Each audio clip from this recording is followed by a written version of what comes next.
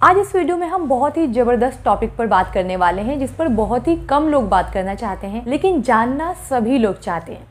तो बात ये करेंगे कि आखिर आपके प्रेगनेंसी से लेकर बच्चे की डिलीवरी होने के 1, 2, 3 महीने के बाद तक आपको टोटल मिलाकर कितना खर्च बैठेगा। यानी कि जब से आप प्रेग्नेंट हैं तब से लेकर बच्चे के 2-3 महीने तक की बात करेंगे तो इतने टाइम में कितना खर्च आएगा, कितने रुपए लग सकते हैं। क्योंकि आजकल बच्चे के जन्म और बच्चे की प्लानिंग ये बहुत बड़ा टॉपिक है।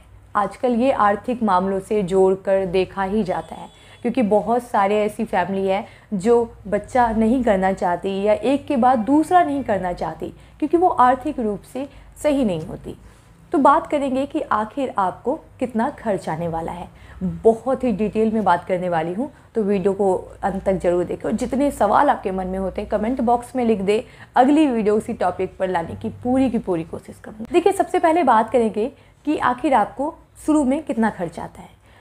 तो बात ये है कि हर फैमिली का अलग अलग खर्चा हो सकता है, लेकिन मैं आज बात करने वाली हूँ जिनकी इनकम कम से कम 40-50 हज़ार रुपये मिनिमम हो, ये 1 लाख 1.5 लाख तक हो, इतनी की बात करेंगे।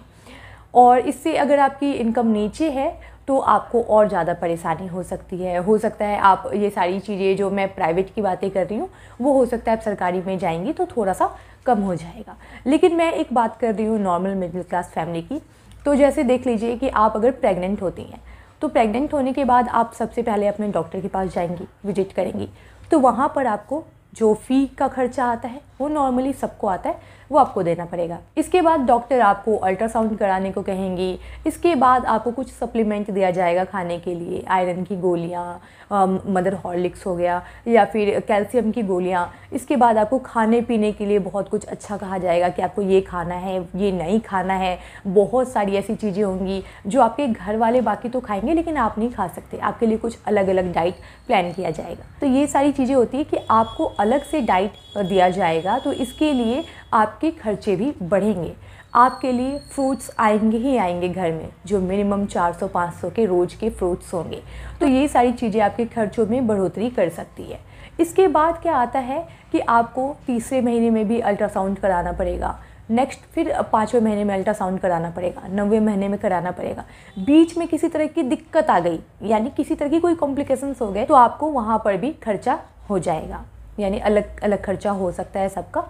तो ये सारी चीज़ें हो गई। लेकिन 5वें महीने में आपका 3D अल्ट्रासाउंड होता है, जो आपके लिए बहुत ज़रूरी होता है, क्योंकि इससे पता चलता है कि बच्चे के शरीर में किसी तरह की प्रॉब्लम तो नहीं है, उसका कोई अंग कटा फटा तो नहीं है, कोई ऐसा पार्ट उसके शरीर से मिस तो नहीं है। बहुत सारी चीज़ें इस 3D अल्ट्रासाउंड में आपको पता चलता है। तो इस समय जो है आप ये करवा सकती हैं, जो कम से कम 5, इससे ज़्यादा हो सकता है इसका खर्चा। धीरे धीरे अब रेट बढ़ता जा रहा है, तो हो सकता है 10 भी हो जाए। तो इस तरह से आप अनुमान लगा सकती हैं कि आपका खर्चा कितना ज़्यादा होगा। तो इसी तरीके से आपको थोड़ा ध्यान रखना है कि आपका खर्चा इतना होना ही होना है। इसके बाद आपका जो अब फिगर है वो अब थोड़ा बदल रहा है। तो जो कपड़े आप पहले पहनती थी वो आप नहीं पहन सकती हैं, आपको नया खरीदना ही पड़ेगा। इस टाइम आप बिल्कुल भी एडजस्ट नहीं कर पाएंगे उन कपड़ों के साथ, किसी भी तरीके से नहीं। तो आपको नया कपड़ा खरीदना है, कपड़ों में भी खर्च होगी। 1 महीने आपने खरीदा, अगले महीने आपको दूसरा खरीदना होगा, तीसरे महीने आपको दूसरा खरीदना होगा, ऐसे खरीदना है। बहुत सारे कपड़े आपके खरीदे जाएंगे, जिसकी वजह से भी आपके खर्चों में बढ़ोतरी होनी ही होनी है। इसके बाद डिलीवरी के समय नॉर्मल होगी या सिजेरियन होगी, इसका तो पता नहीं। अगर नॉर्मल डिलीवरी होती है तो आपको कम से कम जो खर्च होगा वो 20 हज़ार रुपये के करीब होगा, और अगर आप सिजेरियन करवाती हैं तो ये अब 40-50 हज़ार रुपये, कोई बहुत बड़ी बात नहीं है, ज़्यादा हो सकता है, कम नहीं होगा। तो ये सारी चीज़ों का खर्चा आपको होगा ही होगा। इसके बाद जब बेबी आपके पास होगा, आपके हाथों में होगा, तो इस समय आप उसके लिए कपड़े खरीदेंगे, ढेर सारी शॉपिंग करेंगे, बहुत सारे खिलौने आप घर में खरीद कर लेकर आएंगे इसके लिए। भले ही अभी वो खेलता ना हो, बट आप लेकर ज़रूर आएंगे, तो उनमें भी खर्च होगा।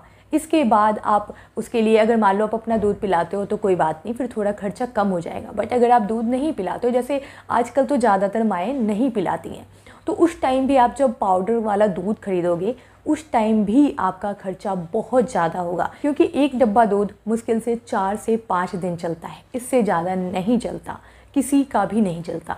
तो तो 4 से 5 दिन जब वो डब्बा का दूध चलेगा तो अच्छा दूध जो आप लोगे तो वो कम से कम 700 का होगा, 800 का होगा एक डब्बा। तो इस तरह से आप समझ पा रहे हो कि ये खर्चा आपका कितना ज़्यादा बढ़ता जा रहा है, एक एक दिन का आपका खर्चा कितना ज़्यादा होगा। और इस टाइम भी आपको खाने पीने पर ध्यान देने के लिए कहा ही जाएगा, क्योंकि अभी भी आपको कम से कम 6 महीना और ज़्यादा से ज़्यादा 1 साल तक बहुत ज़्यादा ध्यान देने की ज़रूरत पड़ती है। तो इस समय आपके खाने पीने की भी डाइट अलग होगी जिस पर खर्चा होगा। बच्चे के डायपर, बच्चे के पाउडर, क्रीम, तेल, उसके तेल मालिश करने के लिए अगर आप किसी को रखते हो तो वो मतलब सारी चीज़ों पर खर्चा होना ही होना है। डिलीवरी के तुरंत बाद भी आपको कुछ दवाएं खाने को दी जाएगी, उसमें खर्चा होगा। डॉक्टर से आप विजिट करोगे, उसमें खर्चा होगा। कुल मिलाकर बात की जाए तो आज के टाइम में प्रेगनेंसी से लेकर डिलीवरी तक में एक नॉर्मल अच्छे मिडिल क्लास फैमिली की मिनिमम 5 लाख रुपीज़ का खर्च है ही है, यानी 5 लाख रुपए तो कहीं नहीं गए। ज़्यादा हो सकता है, ये अपनी अपनी बात है, ज़्यादा हो सकता है, बट एक नॉर्मल मिडिल क्लास फैमिली की इससे कम में कोई बात नहीं हो पाएगी। तो आप देख सकते हैं कि आपका क्या खर्चा है क्या नहीं है। हो सकता है किसी का 2 लाख 3 लाख में भी निपट जाए, तो ये गलत चीज़ है, बट इतना नॉर्मल सी बात है।